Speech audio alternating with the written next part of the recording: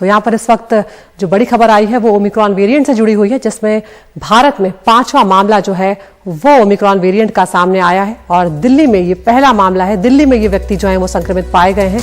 विदेश से लौटे ये व्यक्ति हैं जिनमें ओमिक्रॉन वेरिएंट की पुष्टि हुई है और फिलहाल उन्हें LNJP अस्पताल में भर्ती करवाया गया है। ये 12 लोगों की यहाँ पर पुष्टि हुई थी। विदेश से लौटे 12 लोगों में कोरोना वायरस की पुष्टि हुई थी और जिसके बाद जब जीनोम सीक्वेंसिंग हुई थी उसके लिए सैंपल भेजे गए थे तो 12 लोगों में से एक केस में ओमिक्रॉन वेरिएंट मिला है और उनको LNJP अस्पताल में भर्ती करा दिया गया है। तो दिल्ली में ओमिक्रॉन का पहला मामला अब सामने आया है। विदेश से लौटे हैं और LNJP अस्पताल में इन्हें भर्ती करवाया गया है। ओमिक्रॉन वेरिएंट की इनके अंदर पुष्टि हो गई है। 12 लोग जो थे उनमें वो कोरोना पॉजिटिव पाए गए थे और जब जीनोम सीक्वेंसिंग के लिए भेजे गए तो एक व्यक्ति में इस नए वेरिएंट की पुष्टि हुई है। तंजानिया से लौटे थे ये शख्स दिल्ली।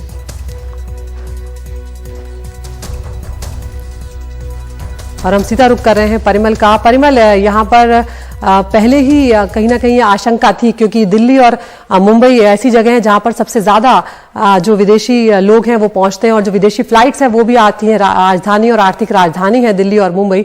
ये जो दिल्ली में जो व्यक्ति की पुष्टि हुई है इनको लेकर और क्या जानकारी मिल रही है?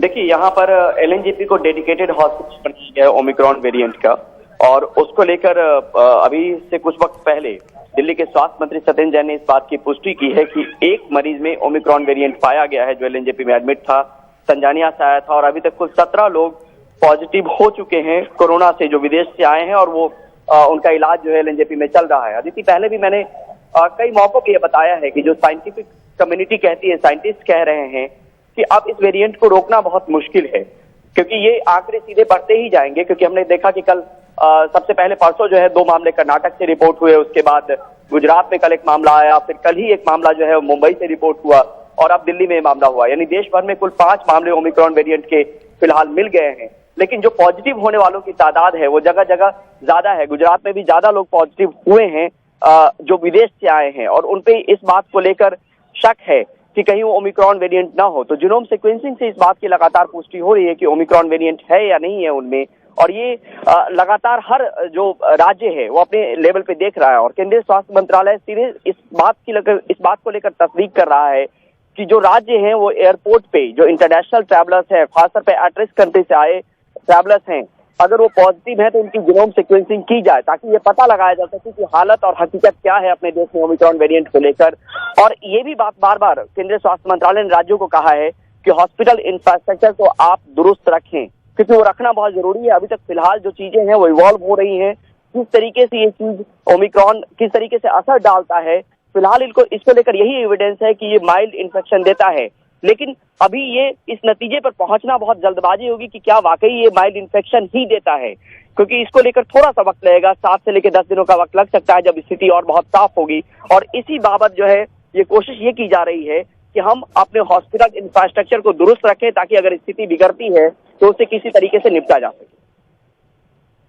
पर खबर दे रहे हैं कि राजधानी दिल्ली में पहला मामला ओमिक्रॉन वेरिएंट का सामने आ गया है और तंजानिया से आए हैं जो व्यक्ति उनमें ओमिक्रॉन वेरिएंट की पुष्टि हुई है। परिमल, यहाँ पर हो सकता है ये बहुत जल्दबाजी हो, फिर भी क्या शुरुआती कोई जानकारी मिल पाई है? किस तरह के लक्षण हैं इस मरीज में जिन्हें LNJP अस्पताल में भर्ती करवाया गया है? देखिए, अभी तक ये जो सुरेश कुमार है मेडिकल डायरेक्टर, उनसे हमारी बात हुई थी तो जितने भी मरीज एडमिट थे उस वक्त 12 की ये तादाद थी अदिति, अब ये 17 हो चुका है। तो उस वक्त उन्होंने ये कहा था कि किसी मरीज को लेकर बहुत चिंता की बात नहीं है, सब स्टेबल हैं, सिर्फ एक मरीज को फीवर आ रहा था।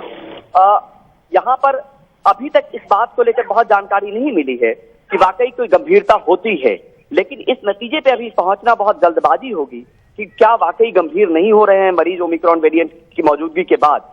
तो इसको लेकर चीजें जो है इवॉल्व हो रही है और थोड़ा सा वक्त लगेगा। WHO ने भी शुरुआती दौर में ये कहा था जब साउथ अफ्रीका में 24 नवंबर को इस बात की पुष्टि हुई थी कि एक मरीज जो है वो ओमिक्रॉन वेरिएंट का वहां पर मिला है।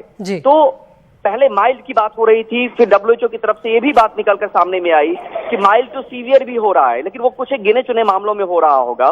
तो अभी फिलहाल जो है सब लोग यही कह रहे हैं, जिन जिन लोगों से बात हो रही है जो इसको डील कर रहे हैं हमारे यहाँ, चाहे वो केंद्रीय स्वास्थ्य मंत्रालय के नुमाइंदे हों, कि चीजों में थोड़ा सा वक्त लगेगा, थोड़ा इंतजार करना चाहिए ताकि हम किसी नतीजे पर पहुंच पाए। कि डेल्टा को क्या वाकई ये रिप्लेस कर पाएगा अपने माइल्ड इन्फेक्शन के जरिए, या और ये ज्यादा घातक होगा। लेकिन अभी एविडेंस घातक होने का नहीं है, लेकिन लोगों से बार बार ये अपील जरूर की जा रही है कि जो कोविड अप्रोप्रिएट बिहेवियर है, जो वैक्सीनेशन की रफ्तार है, वो राज्य बढ़ाएं। तो ये चीजें जो है वो थोड़ी सी सहूलियत देगी इस वेरिएंट से निपटने को लेकर।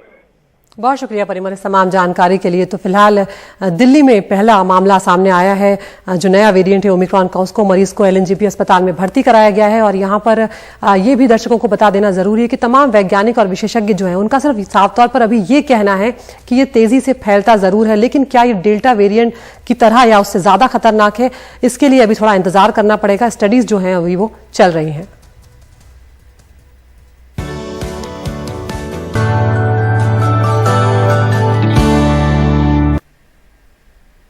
और अब बात कर्नाटक की। हुबली आयुर्वेदा सेवा समिति मेडिकल कॉलेज के 2 छात्र कोरोना पॉजिटिव पाए गए हैं। ये छात्र बाकी छात्रों के साथ अयोध्या में आयोजित सेमिनार में शामिल होने गए थे। फिलहाल इनका इलाज किया जा रहा है और कॉलेज की छुट्टी अब कर दी गई है। अन्य सभी छात्रों और कर्मचारियों का भी टेस्ट किया जा रहा है।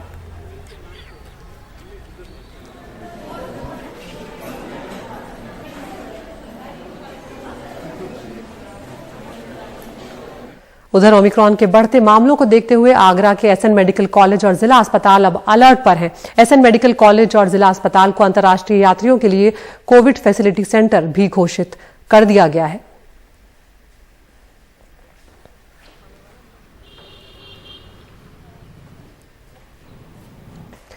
और महाराष्ट्र के सोलापुर में बेमौसम बरसात के कारण किसानों का प्याज काफी बर्बाद हो गया है। इस बेमौसम बरसात के कारण प्याज के दामों में भारी गिरावट भी दर्ज की गई है, जिसके कारण किसानों को 1 रुपए में 1 किलो प्याज बेचना पड़ रहा है, जिसकी वजह से उन्हें भारी नुकसान हो रहा है और किसान बेहद निराश है।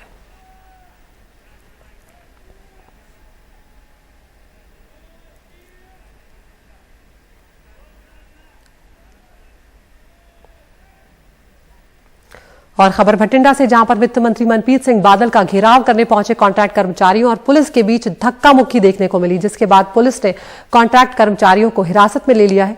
इन कर्मचारियों ने कहा कि पुलिस उन्हें जबरदस्ती पकड़कर ले जा रही है, लेकिन जब तक उनकी मांगें पूरी नहीं होती तब तक उनका ये प्रदर्शन जारी रहेगा।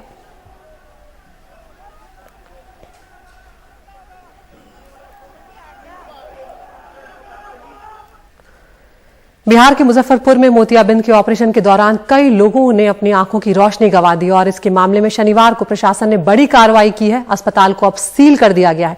प्रशासन ने मुजफ्फरपुर कोर्ट में कमिश्नर, डीएम, सिविल सर्जन और अन्य अधिकारियों के खिलाफ केस भी दर्ज कर लिया है।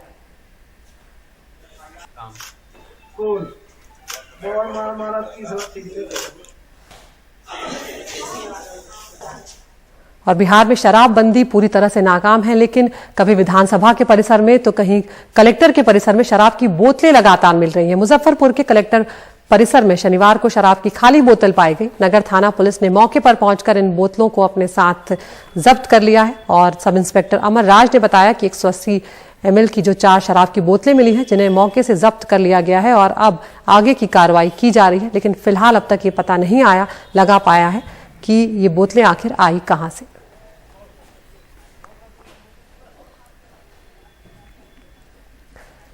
पश्चिम बंगाल के मुर्शिदाबाद में स्वयंसेवी संगठन की पहल पर शनिवार को लगभग 3 लाख शिक्षित बेरोजगार युवक बरहामपुर स्टेडियम में रोजगार के लिए फॉर्म भरने पहुंचे, जहां सुबह से ही अफरा तफरी मची रही। पुलिस ने स्थिति को संभालने के लिए बीच बीच में लाठीचार्ज भी किया।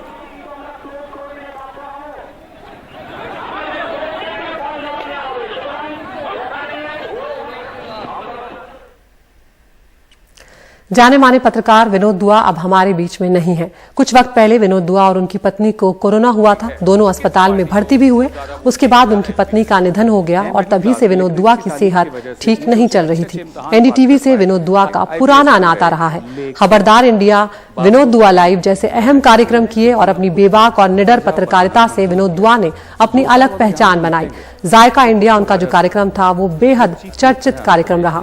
हम में से कितने ही लोगों ने उनसे काफी कुछ सीखा है। न्यूज रूम में उनके साथ काम करने की कई यादें हम सबके साथ हमेशा रहेंगी, जिन्हें हम कभी नहीं भुला पाएंगे। एनडीटीवी की तरफ से विनोद दुआ को श्रद्धांजलि।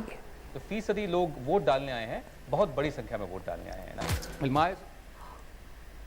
और एनडीटीवी के चेयरमैन डॉक्टर प्रणय रॉय विनोद दुआ के साथ लंबे समय तक काम करते रहे हैं और वो हमेशा ही कहते रहे कि विनोद सिर्फ महान पत्रकारों में से एक नहीं है, बल्कि वो अपने दौर में महानतम है।